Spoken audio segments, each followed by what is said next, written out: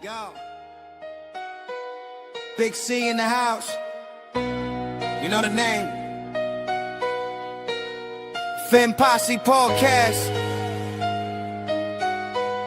Changing the game. Fins up high. Feel the aqua and orange. Miami Heat blazing. We scorching the floor. Marino the tour. We stacking the saga. Legacy deep, call it football nirvana. Big C, break it down, got the stats in his veins. Play-by-play knowledge like he's calling the chains. Fins flying on the field, opponents feel the blast. Tyreek cheetah speed, leaving DBs in the past. Waddle with the wiggle, defense with the clamp. Aqua drip so clean, whole squash the champ. Tune in, Big C, got the mic on lock. Fin Posse Podcast, it's the cream of the crop. Breaking news, hot takes, repping the block. For the Dolphin faithful, it's the one-stop shop. Fin Posse. We the voice of the fans. Miami stand tall, got the world in our hands. Best podcast, yo, ain't no debate. Big C, big vibes, setting it straight. Defense smash, call it aqua tsunami. X locking routes like a South Beach Armani. O-line holding strong, trenches like a fortress. Big C dissected, no stack goes dormant.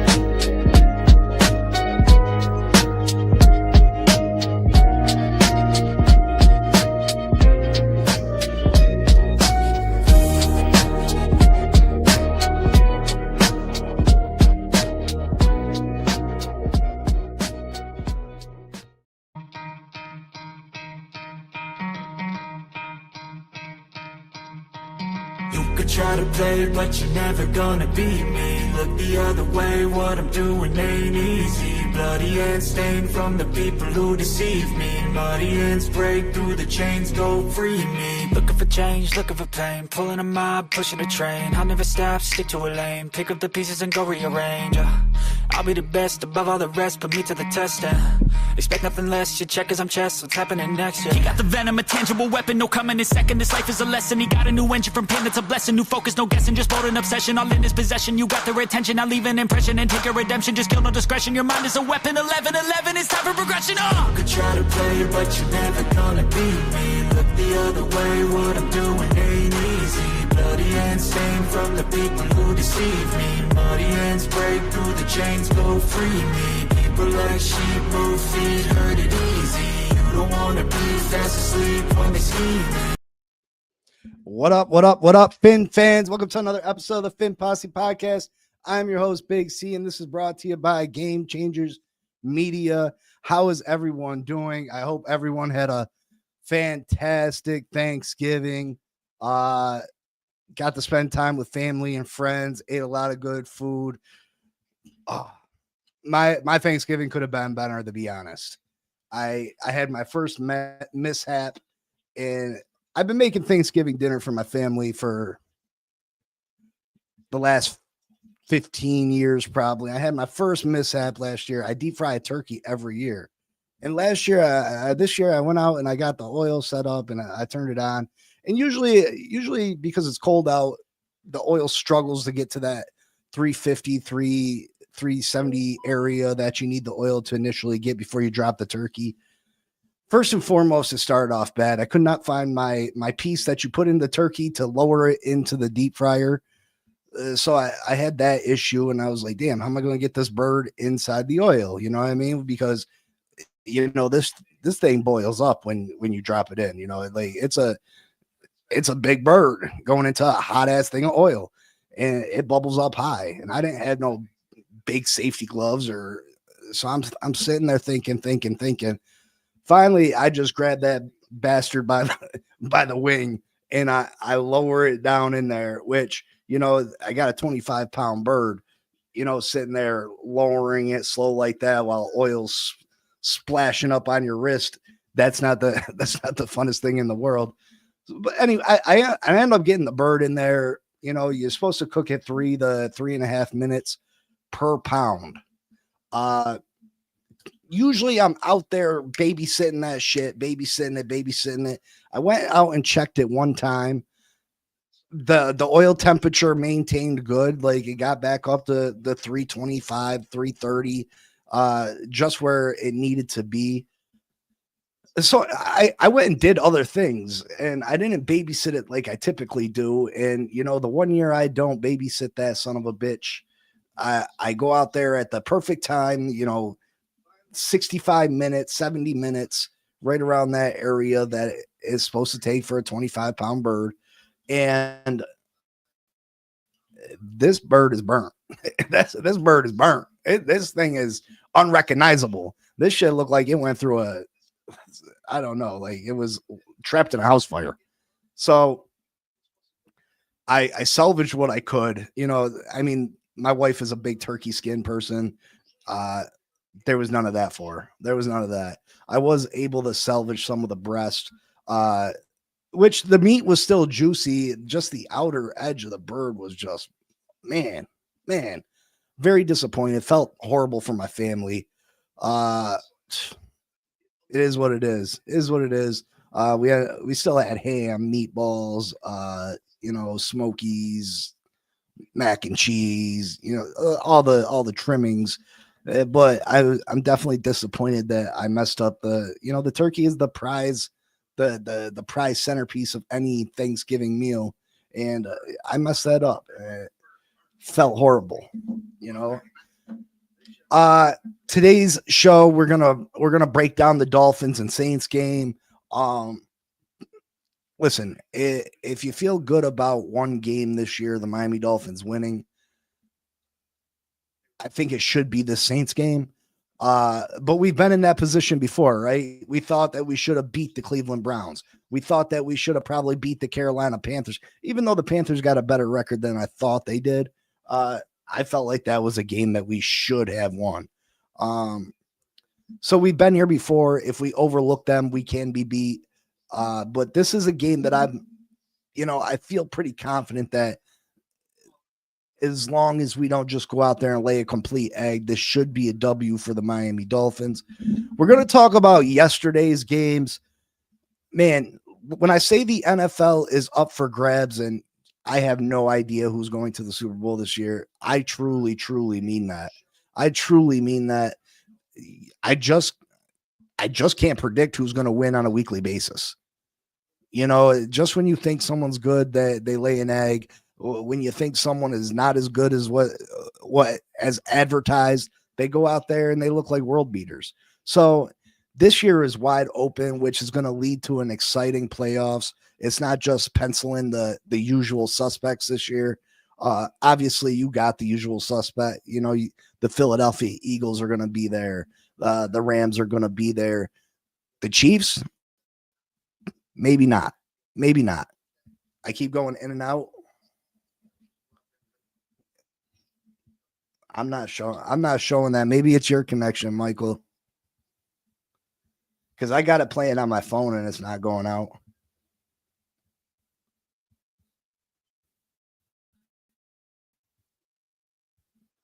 I got it on my phone and it's not going out, brother. Anybody else experiencing me going in and out?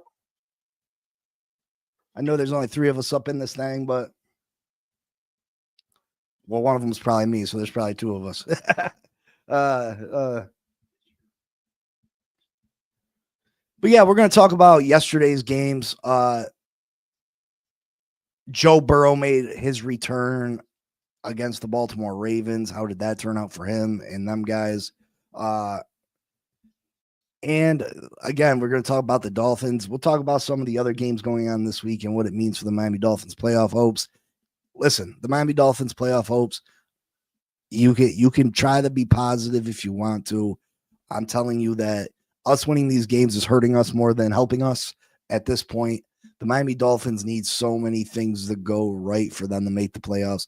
I just don't think it's a realistic goal. We put ourselves in too much of a hole this year, and I just feel like we're going to win a few of these games and set ourselves up for failure when it comes to draft time, because We're going to be sitting in that mediocre area. You know what I mean? We're going to be sitting in that area where we miss out on the elite talent in the draft. I really feel, and you guys can have different opinions. And, I understand that some of the top players ever drafted have fallen out that top 10 range. Just your odds of drafting an impact player are significantly higher if you're drafting within that top 10.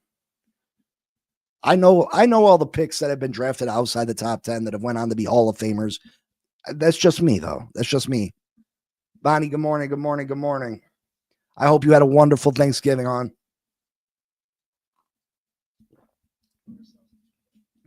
But let's take Joe. What up, brother? What's up? Good morning from South Carolina. Woo, woo. I woke up to some snow today, just a little baby dusting, less than an inch, but it was good to see the white stuff out there. I'm a big fan of snow before January 1st. After January, that shit can go away. Let's take a look at yesterday's games, though.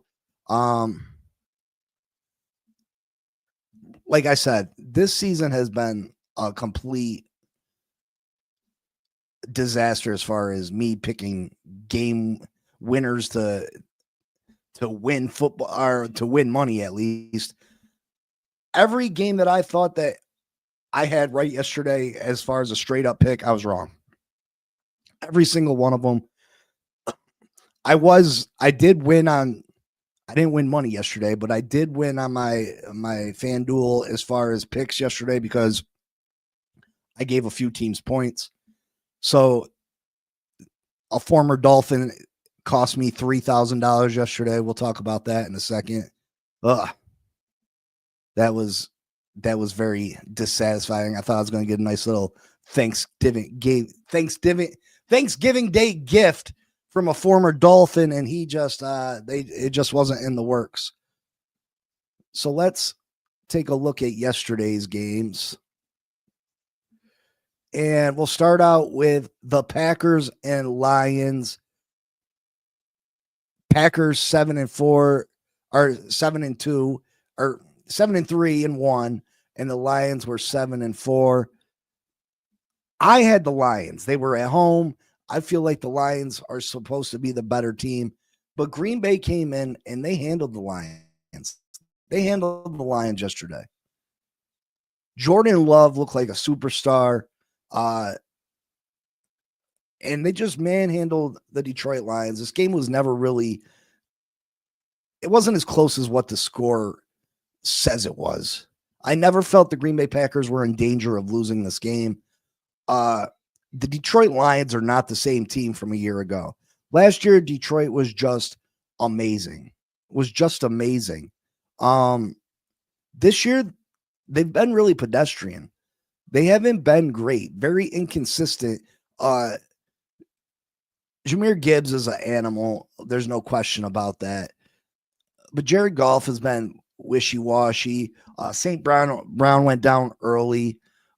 They just haven't been the same football team. And I think they're really missing out on, the coaches that they lost. Aaron Glenn, Johnson to the Bears. I think they're really missing their offense and defensive coordinator from last year. I think that Dan Campbell, although I love his personality, I love how he is not scared of anything, how he is a go-getter.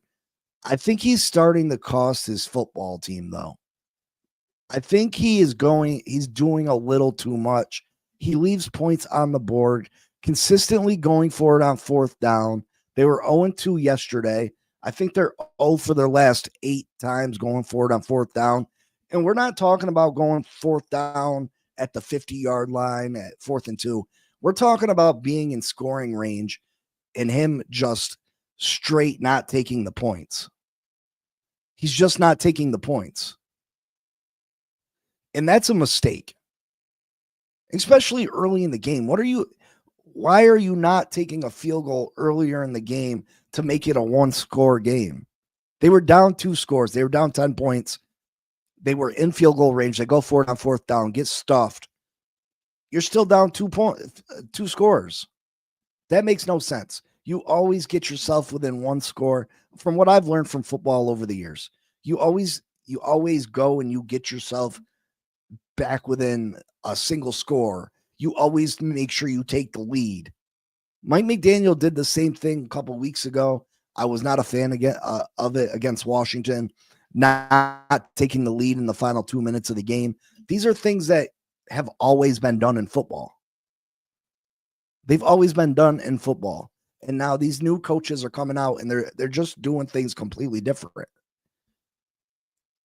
If you're in scoring range and you have the opportunity to take it from a 2-score game to a 1-score game, you take the points. If you have an opportunity to take the lead in the final 2 minutes, you take the points. And things have been completely different. I think Dan Campbell needs to be more conservative. I think he needs to be a little bit more conservative than what he has been. I'm not saying pull it all the way back and just be, a boring team, but it's okay to take the points once in a while. It's all right to punt on 4th down. It's all right to kick a field goal. It's all right to do those things. You don't always got to go for it on 4th down. And I think this team would be much better off. But Green Bay, a very impressive win. They're right up there in the division. The Chicago Bears and them. The Bears play tonight, play the Philadelphia Eagles. That's a very important game for the NFC. Again, Green Bay's been inconsistent. They've lost to the Cleveland Browns this year. I don't know what Green Bay team's going to show up on a week-to-week basis. But right now, they're sitting at the top of that division, and Detroit needs to figure it out. I like Detroit to be good. I like the Detroit Lions. They're not a team that I hate. They've been bad for so long. I was a big Barry Sanders fan. I like to see Detroit do good. And I hope that they didn't miss their Super Bowl window. They still got a lot of young guys. St. Brown, Williams, Gibbs. Is Jared Goff the real answer there, though? When it comes to big-time playoff football, is Jared Goff the right guy for the job? But yeah, I had the Lions winning this game all day, and of course, the Packers win. The Packers win. Let's go to the second game of the day. You had the Kansas City Chiefs and the Dallas Cowboys. This game I was very torn about. I felt that Dallas had a real opportunity to win this football game, just how good their offense is. Quentin Williams has been a major asset for them. They traded a first and a second round pick to the New York Jets, I think it was, to get Quentin Williams to shore up that defense. He's done wonders for them. Is this the end of the Kansas City Chiefs? The Chiefs lose this game 28-31. They fall to 6-6. The Kansas City Chiefs are in trouble, folks. Patrick Mahomes, 23 of 34, 261 yards, 4 more touchdowns. The guy can't do it all on his own, though. The rushing game is almost in. I don't know. They don't rush the ball enough. Kareem Hunt had 4 yards of tote yesterday. They're just not enough totes. Only 58 yards for him. Pacheco, only 3 carries, 16 yards. Worthy, 2 carries, 13 yards. Mahomes had 3 for 30. Where they're really lacking is a wide receiver. Rashee Rice, 8 catches, 92 yards, 2 touchdowns. Rashee Rice is a nice piece. He's a nice piece. But I think you should go out there and get Patrick Mahomes a number 1 receiver. I think that's the major problem, the major issue with the 3 top teams. Well, traditionally, the 3 top teams in the AFC. I think they all have the same problem. Whether it's the Kansas City Chiefs, the Buffalo Bills, or the Baltimore Ravens, their number 1 targets have been tight ends. Their franchises refuse to go out and get them number 1 receivers. True number one receivers. Look what Patrick Mahomes was able to do with Tyreek Hill. Look what Josh Allen was able to do with Stephon Diggs when Diggs first got there. And then Lamar Jackson, I don't know if he's ever had a true number one receiver. He's got very good tight ends. He's had speedy receivers, but I don't know if he's ever had that number one receiver. These top teams in the AFC need to go and get their top-notch quarterbacks, top-notch playmakers. Stop wasting time. Stop wasting time. Go get them the playmakers they deserve to have. But this game was, George Pickens is turning into a star. He still makes the numbskull plays sometimes. But George Pickens has been an absolute steal for the Dallas Cowboys. He had his struggles with the Pittsburgh Steelers. He's kind of a diva, but he's been absolutely phenomenal for the Cowboys. CeeDee Lamb looked like maybe the top receiver in all of football, not named Jamar Chase yesterday. He was great. Dak Prescott continues to put up really good football numbers. 2 touchdowns. He did have the interception, but 27-39, 320 yards. They got the top offense in all of football. They can play with anybody. Within the course of 8 days, they beat the last 2 teams in the Super Bowl. They came back from behind and beat the Philadelphia Eagles last week, and then this week they beat the Kansas City Chiefs. They're sitting at 6-5. They still got playoff hopes alive. This game tonight, Philadelphia and the Bears, that's very important for the Dallas Cowboys. But I love their offense. Their offense is a dangerous offense.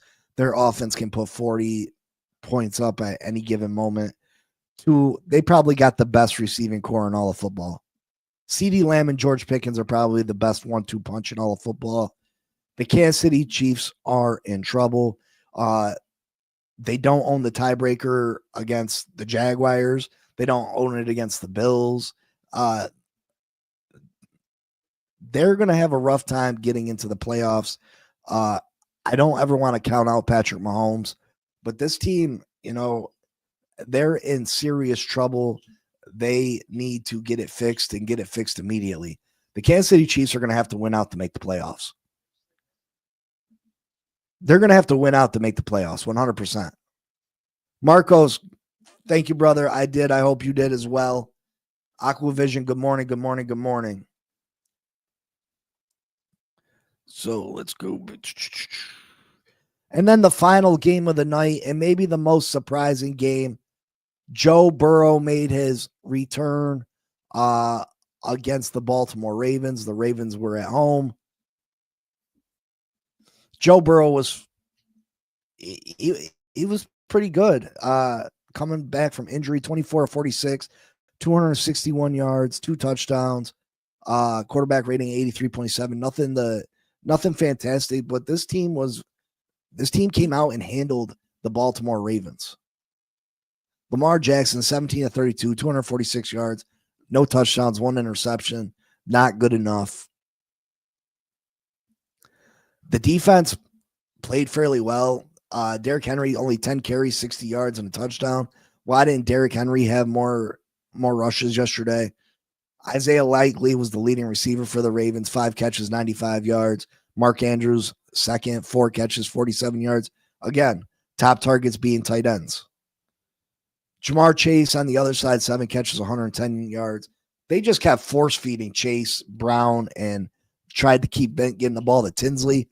I needed Mike Gesicki to get 60 yards receiving, and I would have won $4,000. He finished with 19.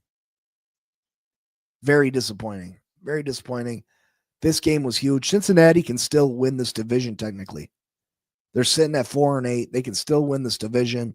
They'd have to win out and hope that Baltimore and the Steelers struggle. But who's going to win this? It's like they're begging someone to win this AFC North. I thought the Ravens were going to win it. I thought the Ravens were going to come in and handle Cincinnati. That didn't happen. Steelers have not been impressive. Who is going to end up winning this AFC North? I don't know. I don't know at this point. All these teams seem to be struggling. They just can't find their groove. And at this point, I would still think that the Ravens are going to win it, but who knows? Who knows? Who knows?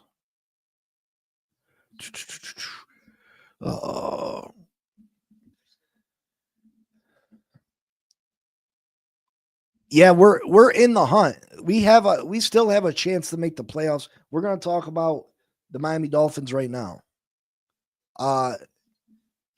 Just the amount of tiebreakers we're going to have to overcome is just mind-blowing. Obviously we had some losses that are going to cost us. You got so many teams ahead of us, plus with the tiebreakers, it's going to be a real struggle.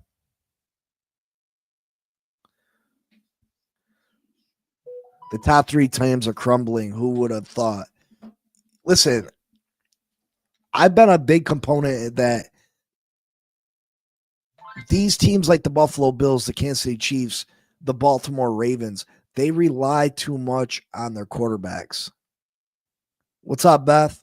They rely too much on their quarterbacks and don't get them the weapons they need. The Buffalo Bills, imagine if Josh Allen had Jamar Chase. Imagine if Josh Allen had CeeDee Lamb. If Lamar Jackson had CeeDee Lamb or Jamar Chase. If Patrick Mahomes had Jamar Chase or CeeDee Lamb. You know what I mean? See, I understand people being upset that the Chiefs have won so much, but I respect the greatness of Patrick Mahomes. You know, I really do. He's fun. He's fun to watch, first and foremost. He does some amazing things on the football field. Kansas City's not a team that I hate. You know what I mean? I don't have hate for him. So I do be excited. He makes great plays. He makes plays that don't look like they should physically be able to be made. And I love to watch him because I just think he is a phenomenally talented quarterback. And you know, it pains me to say. It really does. It pains me to say. Because there's not a bigger Dan Marino mark in this world than I am. Well, Patrick Mahomes is probably the greatest quarterback I've ever seen. And it's rough for me to say that. It hurts me to say that, but Patrick Mahomes does things that don't even look like they're real life.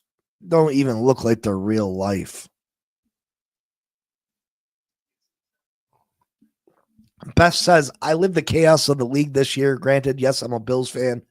I like that it's not the same 4 teams at the top of the AFC. Who would have thought at the beginning of the year New England, Indy, Denver would be at the top?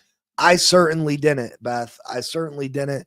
You know, Miller was on here. He was praising New England. I didn't think New England would be as good as they are. Is New England a good football team? Yeah, I'll give them their credit. But I don't think they're as good as their record suggests they are. They have probably the easiest schedule in the league, first and foremost. Sorry, Joe. You don't agree? I understand. Let me hear your top 5 quarterbacks of all time. To ever play this game, your top 5.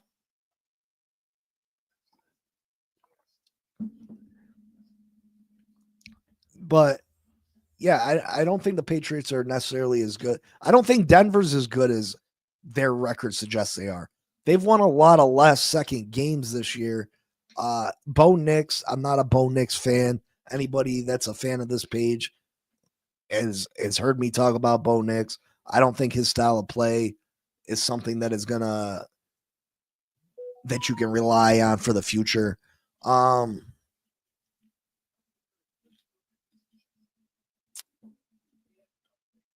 As far as Indianapolis, I thought Daniel Jones was more talented than what he was given credit for with the New York Giants. I thought he was a decent quarterback. Did I think that Jonathan Taylor was going to have the year that he's had? Listen, I knew Indy had a good offensive line. Their defense has been better than what I thought. I did not think Indy was going to be as good as they are, though. I will admit that.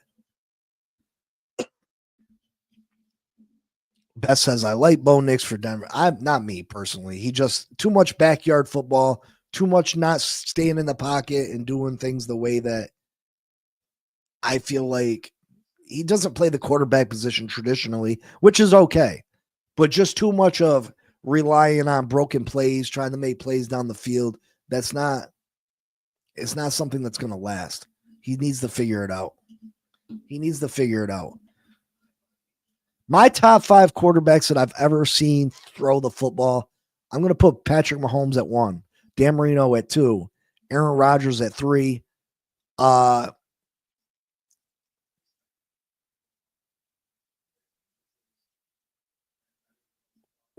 He don't got the arm talent, but as far as I got a couple lists for quarterback, arm talent, Mahomes, Marino, Rodgers.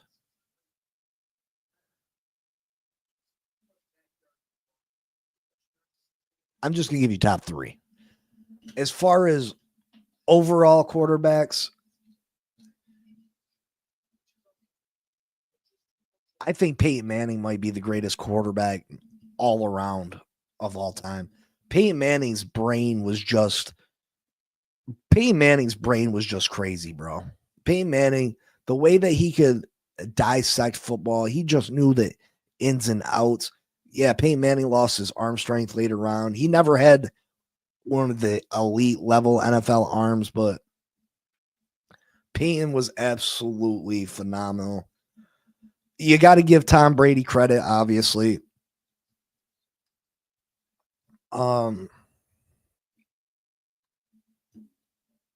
Man, and then probably Patrick.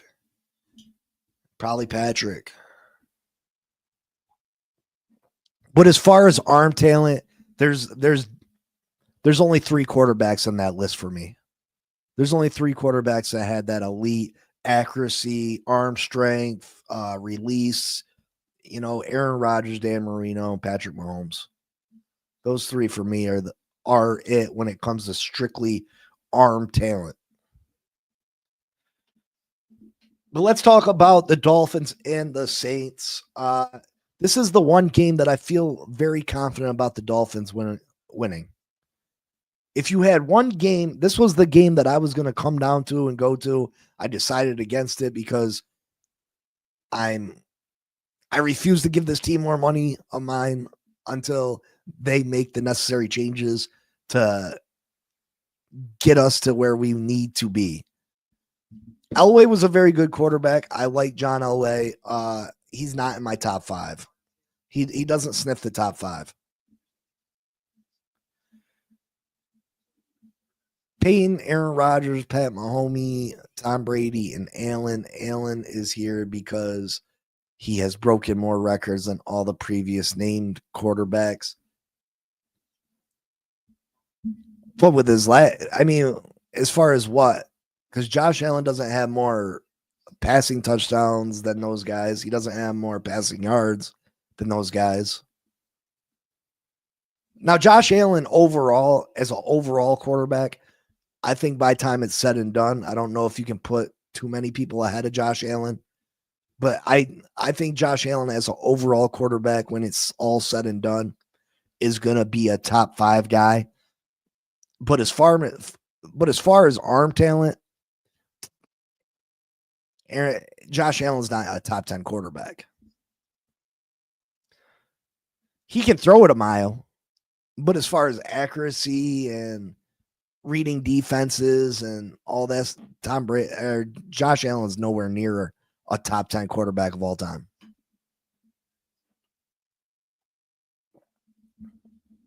As far as overall what he can do with his legs, and add that in as an overall football player, I'll give you it. But strictly off your arm. If you took away Josh Allen as a runner, Josh Allen is not an all-time great.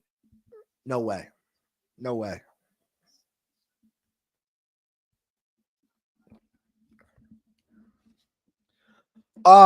Injury report. Saints injuries. Kamara hurt his knee last week. I do not think he will play. That is a big up. That's a big check mark for the Miami Dolphins. Alvin Kamara is getting up there in age, but still one of the Saints' top playmakers. And then another big injury.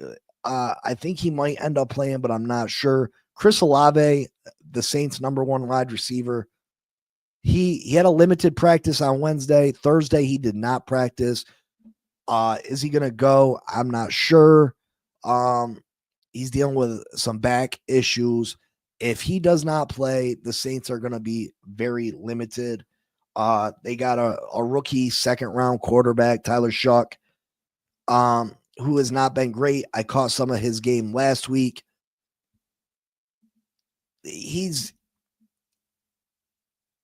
just nothing jumps off the screen for me. They were doing a bunch of trick plays, Taysom Hill coming in at quarterback. The Miami Dolphins got to be very aware of that. Don't get beat by trick plays. Don't let Taysom Hill beat you, right? Don't let Taysom Hill beat you. Marcos says he can't stand the Aints. Marcos is a Carolina Panthers fan, if you didn't know. But yeah, Kamara and Chris Olave, if both those guys miss this game, that will be huge for the Saints. Miami Dolphins, their injury report is a little bit longer. Limited practice yesterday. You had Aaron Brewer, Douglas, Jackson, Jack Jones, and Darren Waller. Darren Waller's first day of practice was yesterday. That opens up his 21-day window to return. Mike McDaniel typically does not like to bring a player back the first week that he practices. So do not expect Darren Waller to play this week. Do not expect Darren Waller to play this week, but I do expect Austin Jackson to make his return. What are the Miami Dolphins going to do? Do you take Larry Borum out and insert Austin Jackson at right tackle? I don't know if that's the smart move. Larry Borum has been decent. He hasn't been great, but decent. Cole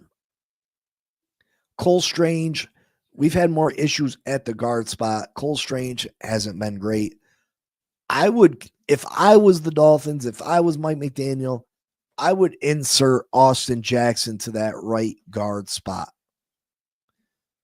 Austin Jackson has experience at guard. He played guard as a rookie for the Dolphins. Yes, it was on the left side, but I think Austin Jackson could do well at right guard. I would leave Larry Borum right where he's at, just because, like I've said, he has been okay. He's actually been a pleasant surprise for me. I thought he was going to be an absolute disaster from what he showed at training camp in the preseason, but he's been okay. And I don't want to mess with that. So I would put Austin Jackson at guard. I don't think they're going to do that. I think they're going to end up putting him at right tackle. Do they try Larry Borum at guard? I don't know. Very sad news that James Daniels probably is not going to play this year. That's absolutely disgusting and ridiculous. I don't know how a player that they questioned whether they should even put him on injured reserve because they didn't think that he was going to necessarily have to miss 4 weeks, now has to miss the whole season. But that's where we sit with that. But regardless, offensive line getting healthier, that is a bonus for the Miami Dolphins. I can't wait to get Darren Waller back.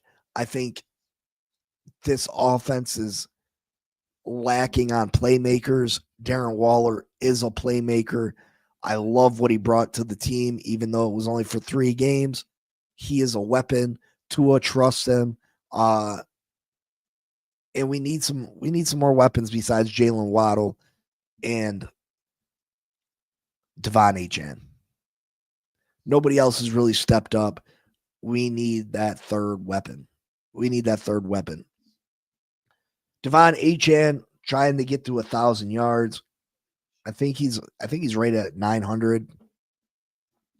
He's been really good. Waddle's been decent. He did have a couple crucial drops last week. It is what it is. Jalen Waddle's not a number one receiver.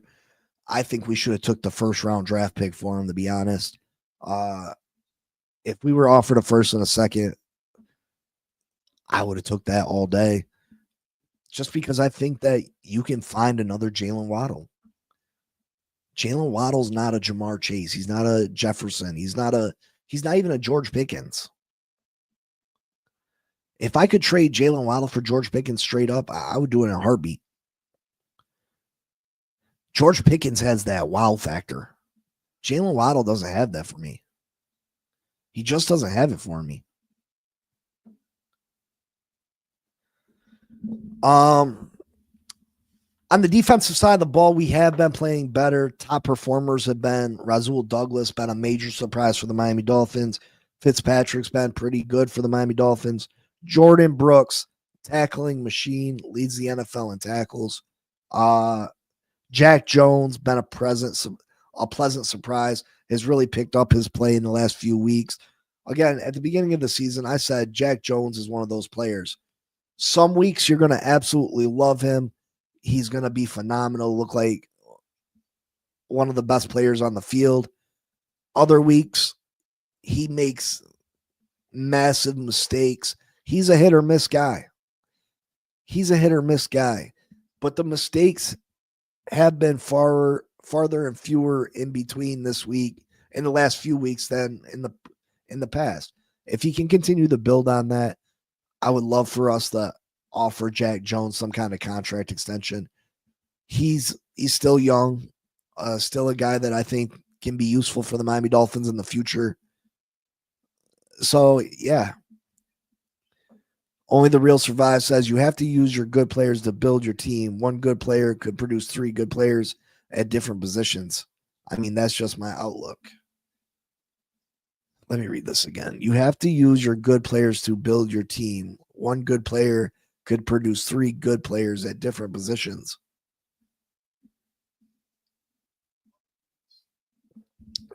I guess I don't really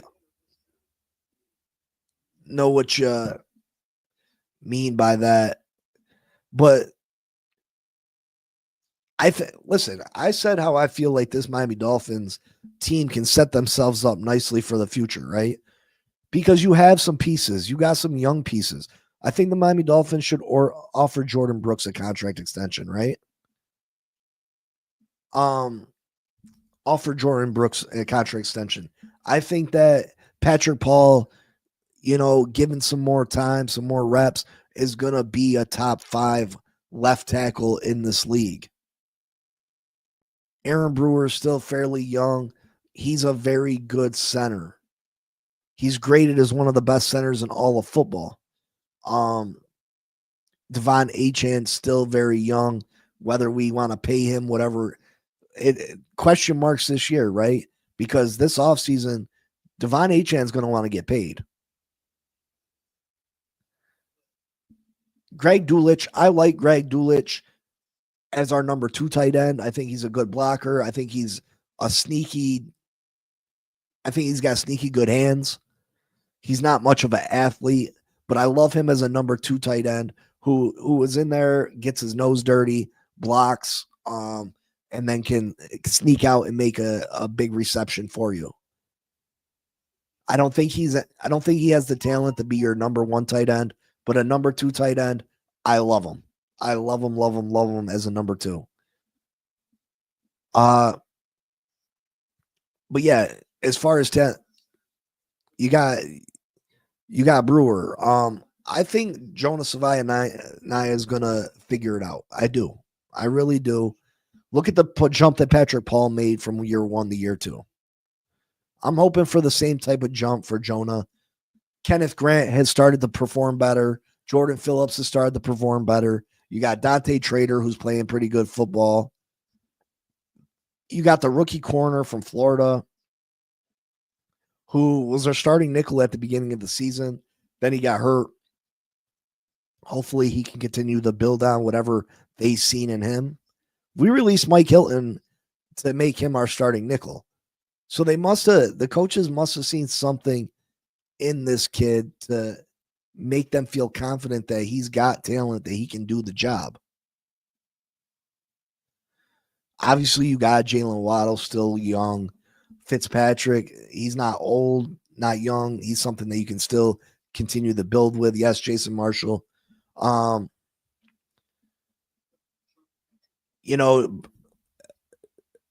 Chop Robinson. I think Chop Robinson needs to get some more. Chop Robinson's one of those players that needs the reps. He needs the reps. He's not one of those guys that you can put in cold and he goes out there and gets you a sack. Chop Robinson's a guy that needs to play, get in the rhythm of the game, and that's when he starts making his impact. So I hope that towards the end of the season this year, we start seeing more of that from Chop Robinson since Jalen Phillips is gone. I think we've just had too many people sitting at the table trying to feed too many people, and I think it's hurt Chop Robinson this year.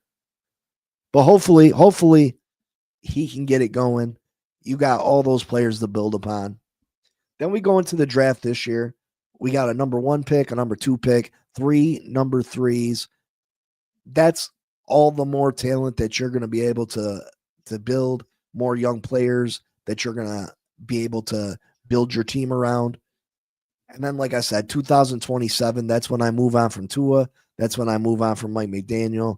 You should have close to $200 million in cap space, another year of draft picks. You should be able to hire your coach, draft the quarterback of your future, plus surrounded by all the young talent you got, plus $200 million in cap room. That's the recipe right there, folks. That's the recipe for building a team that can compete for years upon years in the future. That's a team that in 2 years' time can be back to being a contender in the AFC. Now, there are ways that we can build this team next year and be in the thick of things. I think there's a path to being a playoff contender next year, but it's not a plan that helps you for the future, right? It's not a plan that necessarily helps you for the future.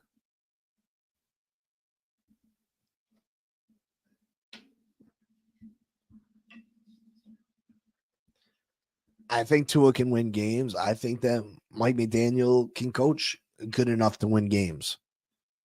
I think if they go out and spend the necessary money in places that we need to spend it, I think the Miami Dolphins can, you can renegotiate Tua's contract and create a bunch of cap space. Is that what's smart for the future? No. You know what I mean? But there's a path to do it. There's a path to do it 100%. You can go hit free agency up. You can, you know what I mean? You can do those things. But it's going to hurt you in the long run. And I don't personally want that. I'd rather take it on the chin this week. You know what I mean?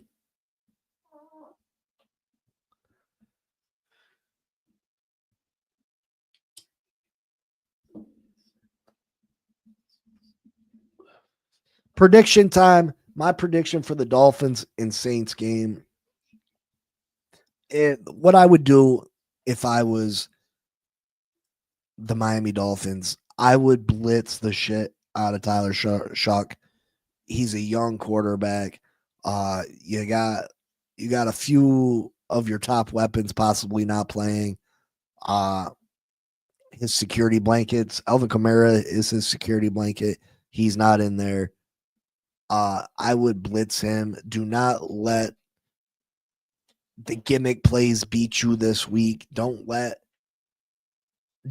number 7 go out there and jump throw passes and do the stupid stuff. Pay attention to your assignments. Stick with them. You don't have to make big flashy plays to beat the New Orleans Saints. You just got to play mistake-free football. And if you do that, you'll win this football game easily. You're a more talented football team than the New Orleans Saints. You don't got to make huge plays to beat them. You don't got to make the splash plays to beat them. I think we'll make splash plays just playing our game. I think Devon Achane will have over 100 yards. I think he'll score probably multiple touchdowns in this game.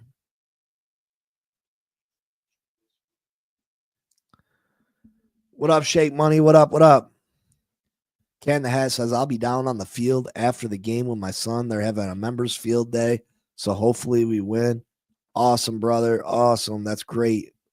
Cool experience. Make sure you send pictures. Dolphins offense is ranked 25th in the NFL at 300 yards per game. 26th in passing yards at 187 a game. 18th in rushing yards, 112. They're 24th in scoring at 20.6 points per game. Saints defense is 12th in the NFL, which is better than what I thought in total yards anyway. They give up 316 yards a game. They're 9th against the pass, 192 yards a game. That's probably because they're typically losing, so teams run the football more. They give up 123 yards on the ground a game. That's 21st. And they give up 24.9 points per game. That's for 22nd. Dolphins defense is 25th in the NFL, giving up 342 yards a game. Pass, we're 12th, giving up 207 yards. Rush, we're 29th, 142 yards. We were at 179 at one point. So, I mean, we continue to pull that number down. Scoring, we're giving up 24.5 points per game. That's 21st worst in the NFL.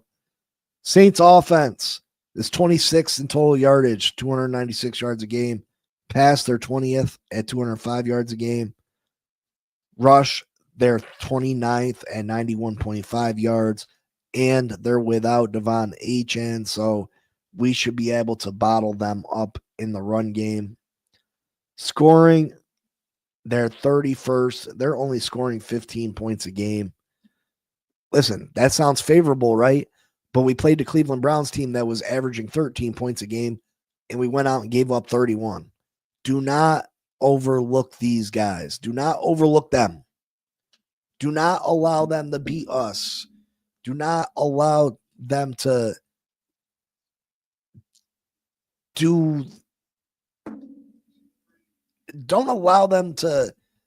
don't sleep on these guys. That's what I'm saying. Don't sleep on these guys. They are still a professional football team. They're going to still come out there and compete, and they'd love nothing more to upset you at home. Just don't let it happen. Do not let Taysom Hill go out there with his gimmick plays, his jump passes, don't let it happen. Don't make this guy look like he's the rebirth of a college Tim Tebow. Don't allow that to happen. And I think the Miami Dolphins will do what they need to do. That's a perfect word for it. Only the real survive. Be disciplined. Be disciplined. I think the Miami Dolphins win this football game 28-17. I don't think the game's ever going to really be in question. I think the Dolphins win easily. But yeah, that's my prediction. Big C, thoughts on Eagles versus Bears? Listen, I keep waiting for this Eagles team to wake up. They're the most talented football team in all of football. I mean, listen, if you just look at their roster, they're loaded. They're loaded, right? The Philadelphia Eagles shouldn't lose more than 2 games in a whole season with that roster. Yet they continue to struggle The fact that they were up 21-0 on Dallas last week and lost that football game is ridiculous. I don't trust Caleb Williams yet. I think he's talented. I think Johnson's going to have this Bears team in the future be a really good team. And they got a really good record right now. So it's not like you got to wait a long time. But I think Philadelphia's just got the better team top to bottom. So I like Philly in this one. If I'm picking a Philadelphia Eagles game, 99% of the time I'm picking the Eagles. And it's just because they got so much talent on that team. They just got so much talent. So if you're gonna put that in front of me, I'm gonna pick them most games. I'm gonna pick them most games. You know what I mean? It's just maybe I should start picking opposite because it's killing me. It's killing me. When I say that I lost $4,000 on Mike Gesicki not having 60 yards receiving, you know how sad that is. And last time I checked, he ended up having 19 yards receiving, but he had 11, and there was a quarter and 3 minutes left. So I'm like, he can still get it. He can still get it. I thought that the reasoning I said Gesicki was going to have 60 yards receiving is because, first off, Wiggins was out. Second of all, Joe Burrow had shown a liking fight for Mike Gesicki late last year into the beginning of this year when he was healthy. So I was like, all right, well, Joe Burrow's back. He likes Mike Gesicki. He's going to throw the ball to Mike Gesicki. I thought the Ravens would double team Jamar Chase, so they would be looking for another option to throw the football to. That didn't matter. They still targeted Chase 15 times last night. He sounds stupid. I thought the Ravens would be winning, so I thought that the Bengals would be throwing the ball late, and all those things went out the window. All those things went out the window. So it is what it is. Definitely sad that Tinsley, he had a lot of targets last night too, bro. He had a lot of targets last night too.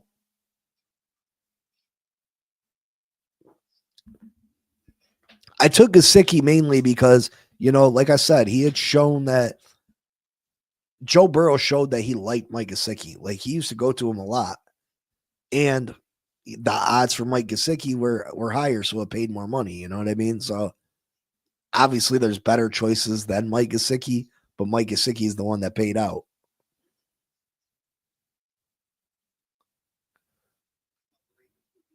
Did you all get that free $10 bet on the Hard Rock? I didn't.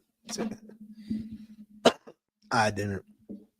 But yeah, I think the Dolphins beat the Saints. I think they handle their business this week. Then we have the Jets. On other news and notes, TD did reach out to me yesterday. We had a conversation. There was a situation. I guess his daughter had broken his phone. So he had lost all context. That's why he didn't realize. And then he said that when I had messaged him and I didn't get a reply, that he had messaged me back and it must not have went through. So all's good on that front. He had also mentioned that he wants to get this Dolphins roundtable going. So hopefully we can figure that out here soon. So me, TD, that's the same excuse I use. Yeah, I feel you. But yeah, hopefully we get this Dolphins roundtable going. Well, he reached out and called me yesterday at the very least. So, it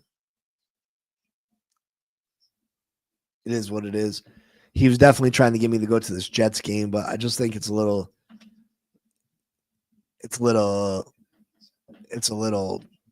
too late on my end for that. But it is who it is. CC, you need to stop changing your logo to the other team. That's corny, bro. It's corny. It's corny, my guy. Be a Dolphins fan. Rub that on your chest. You know what I mean? Ken, hey, y'all need me at that round table. Hey, who knows?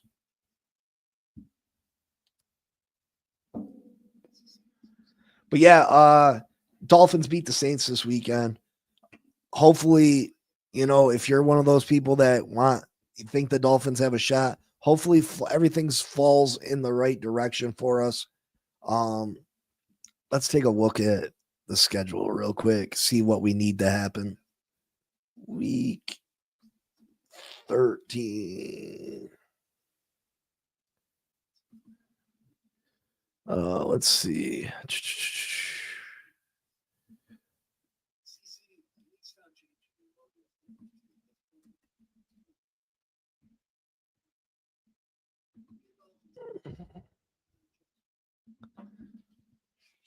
Where's all the games at?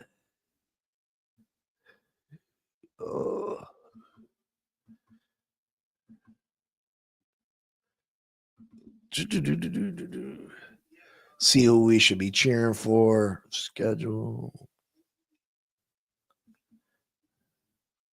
All right, here we go. Here we go. Let's take a look at it.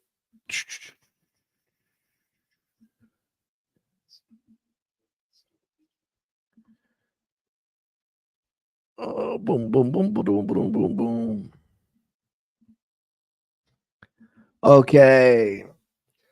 Falcons at the Jets. That really doesn't matter to us. 49ers at the Browns. I mean, I guess you'd just have the 49ers win, but I don't think that really matters neither.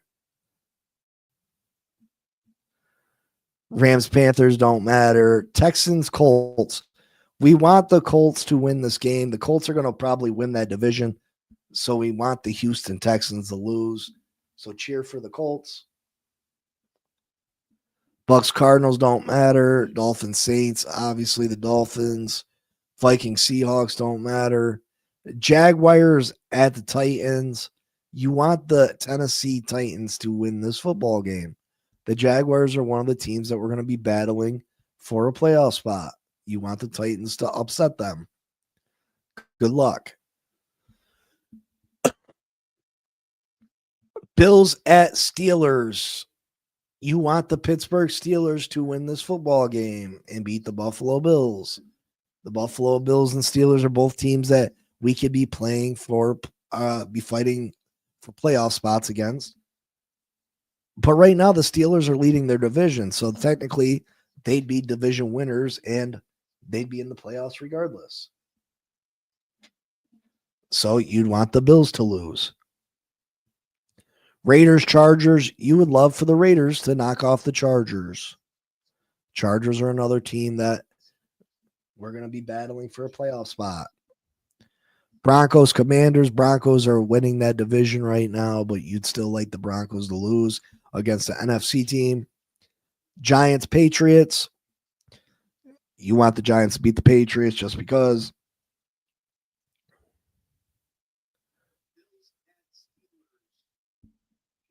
And that is this week's games. So we want the Bills to lose, the Broncos to lose, the Chargers to lose, the Jaguars to lose, and the Texans to lose. So cheer for those teams this weekend. Again, I hope you all had a wonderful Thanksgiving. I wish the best for each of you and your families. Christmas is around the corner, another great holiday, and hopefully you get everything you hope for and wish for. Hopefully the Miami Dolphins can get this run and make the playoffs. I think it's going to be a difficult road. I think we're on the outside looking in, obviously. But yeah, it is what it is. Well, I'm here. I'm down for the ride till the wheels fall off, baby. Let's go. Let's go. We need too much. We're not getting in y'all some shit as last year. People going to be quitting on the game, not the team. Sometimes you got to know when to throw in the towel.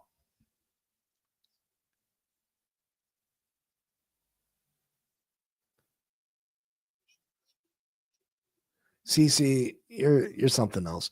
But anyway, I love y'all. I appreciate you all.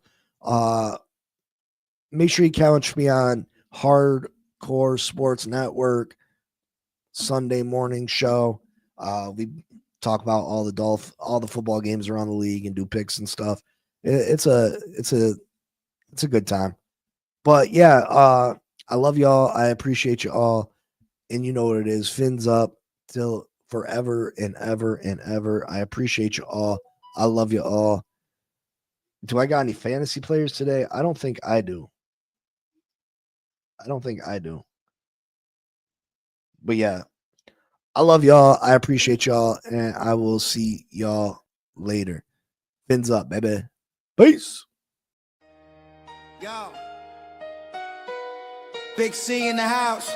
You know the name. Fin Posse Podcast. Changing the game. Fins up high.